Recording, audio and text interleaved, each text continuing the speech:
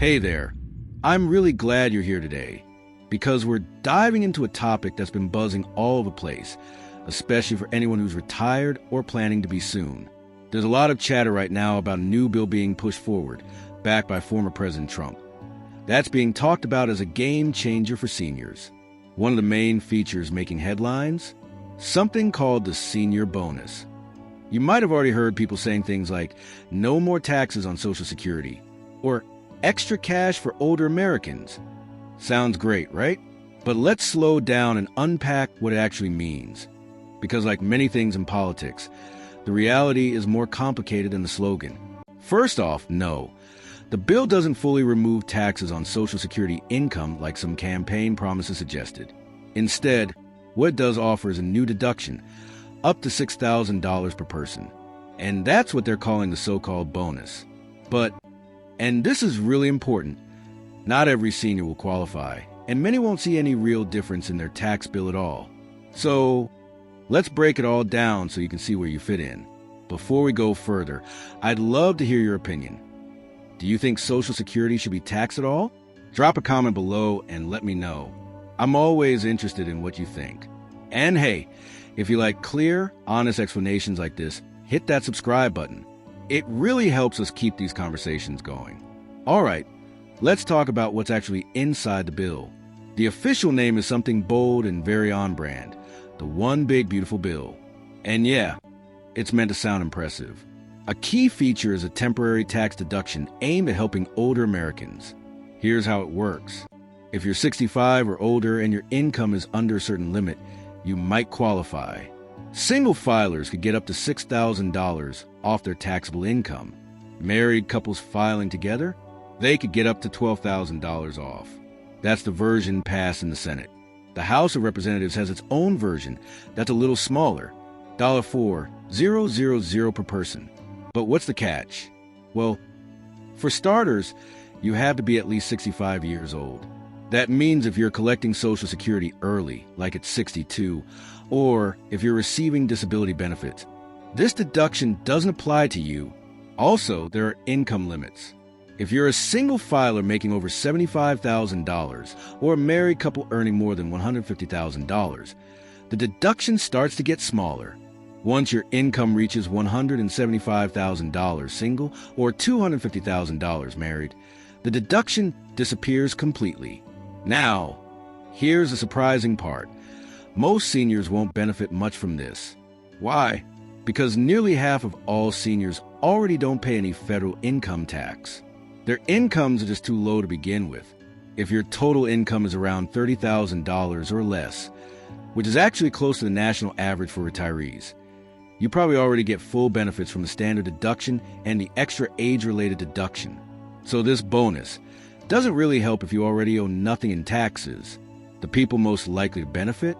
Seniors with middle to upper middle incomes, those who may still work part-time or draw from retirement savings, but don't make enough to lose a deduction. For example, a married couple making around $100,000 could definitely see some savings. But someone living only on Social Security or a small pension, probably no change at all. Now, you might be wondering, didn't Trump say he would eliminate taxes on Social Security completely? You're not wrong. He did. He said it in speeches, rallies, promised no tax on tips, no tax on Social Security, no tax on overtime. But the truth is, this bill doesn't eliminate any of those taxes. Instead, it reduces how much of your income gets taxed, but only for some people and only for a limited time. That's one reason I really want to talk about this, to clear up the confusion, because headlines often sound great, but the fine print tells a different story. You might also ask, why not just remove taxes on Social Security altogether? Wouldn't that be easier? In theory, yes, but in reality, it's super expensive. One major budget model estimates that fully eliminating Social Security taxes would cost the government $1.5 trillion over 10 years. That's trillion with AT. And since those taxes help fund the Social Security program itself, cutting them entirely could make the system run out of money even faster. So now that we've covered who this deduction is really helping and who it's not, let's dig into what all this means going forward. Remember, this deduction isn't permanent. It's currently set to begin in 2025 and last through 2028 or possibly 2029, depending on which version of the bill ends up becoming law. That means Congress will need to vote again in the future if they want to keep it going. And if you've been following how things work in Washington, you know that nothing is ever guaranteed. What's in place today could disappear tomorrow with the next budget fight or election result. Another thing to think about, the benefits from this deduction are not evenly spread out. For example, someone earning $40,000 a year might get a solid tax break, but someone making just $20,000, they probably won't see a change at all because they weren't paying taxes to begin with. And don't forget, if you're receiving early retirement benefits or are on disability, you're not included in this deduction at all. That's something that's frustrated many advocacy groups who argue that this bill leaves out some of the most vulnerable seniors, the ones who arguably need help the most. So, what does this actually mean for you? If you're over 65 and your income falls somewhere between $40,000 and $100,000, you might get a small tax break. It's not going to be life-changing money, but it could mean a few $100s back in your pocket each year. And let's be honest, when you're retired, even a little extra breathing room in your budget can make a difference.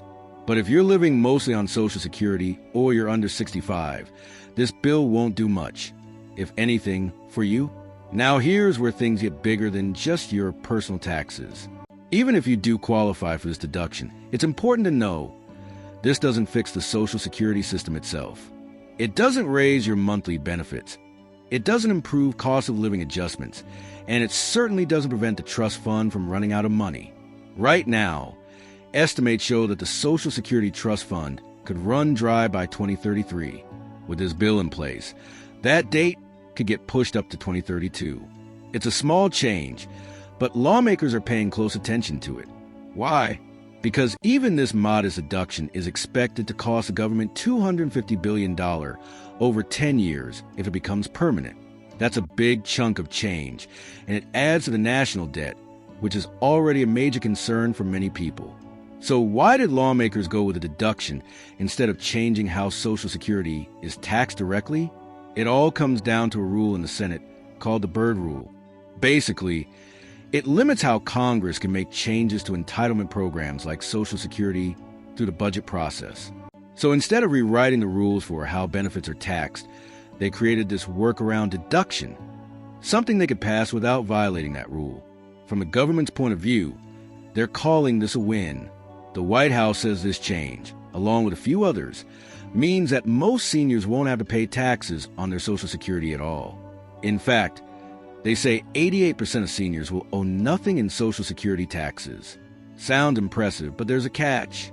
That 88% includes a large number of people who already weren't paying anything to begin with. So for many seniors, nothing really changes. And that's the real point here. This deduction does help some people, especially those in that middle income zone. But it's not the sweeping, historic relief it might sound like in political speeches or campaign ads. Still, if you're someone who qualifies, any amount of savings is better than nothing.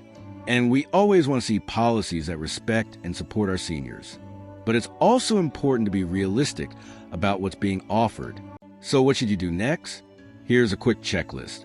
If you'll be 65 or older by 2025 and you file taxes, check your income against the $75,000 single or $150,000 joint thresholds. Talk to a tax advisor if you're not sure whether this deduction will apply to you. Don't assume you'll get the benefit just because you saw it on the news. The fine print matters. And finally, stay informed. Bills like this sound simple, but they can be full of little details that affect people in very different ways. Also, let's keep this conversation going. Drop a comment below. Do you think this new deduction is fair? Should it have gone further? Should it have included more people?